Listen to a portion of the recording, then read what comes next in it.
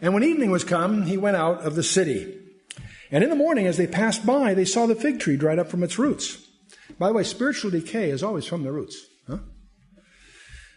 And Peter, calling to remembrance, saith unto him, Master, behold, the fig tree which thou cursed is withered away. Which gives rise to Jesus giving them a lesson about prayer. Verse 22. And Jesus answering saith unto them, Have faith in God. For verily I say unto you, that whosoever shall say unto this mountain, Be thou removed, and be thou cast into the sea, and shall not doubt in his heart, but he shall believe that those things which he saith shall come to pass, he shall have whatsoever he saith.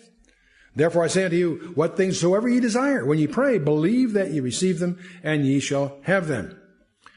Well, I'm sure this is a passage that's widely interpreted different ways. Do you think that this implies that God is obligated to answer your prayers no matter what your request is?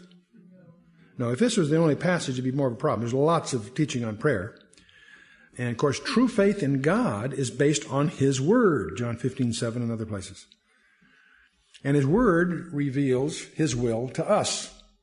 The purpose of prayer is not to get man's will done in heaven. The purpose of prayer is to get God's will done here on earth. Prayer is God's mechanism to enlist you in what He is doing. Whole different thing. But that's an interesting, we're running out of time, so I don't want to spend too much time on this, but interesting discussion in your home Bible groups. And I hope all of you are in some kind of a home Bible group, because that's really where the action is. You can't be on the sidelines there. You got to be in the discussion. It's kind of great. And you can discuss this, in terms of what is the extent of His obligation to you as a virtue of this and several similar promises. And of course, the issue is what's really in His will. Are you in His will? But going on, let's verse 25 say, When ye stand praying, forgive, if ye have aught against any, that your Father also, which is in heaven, may forgive you your trespasses. See, prayer involves forgiveness as well as faith. I must be in fellowship with my Father in heaven and my brethren on earth if God is to hear my prayers. And that's in Matthew 5 and 6 and 18, lots of places.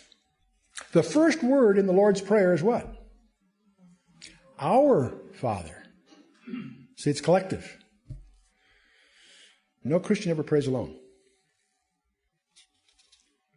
All of God's people are part of the family of God and unites to seek God's blessing. That's in Ephesians 3, verses 14 and 15. Verse 26. But if ye do not forgive, neither will your Father which is in heaven forgive your trespasses. Now, those that know me well know I'm a guy in the flesh. I walked through a hotel lobby once. Someone said, Hey, there's Chuck Missler in the flesh. I turned and I said, He's always in the flesh. And there are times when some incident will occur, and I'm just like anyone else. I hate to break any illusions here, but that's true. I won't tell you the thoughts I have. But what stops me in my tracks, sooner, hopefully, rather than later, is to realize that He's forgiven me far more than I could possibly forgive anybody else. You've got to remember where we are. And it's not for the other person's sake, it's for my sake that I forgive him. Because that lack of forgiveness creates a root of bitterness that I suffer. And the most dangerous kinds of hurts are the justified ones. Where you're justified in feeling hurt by whatever so-and-so did.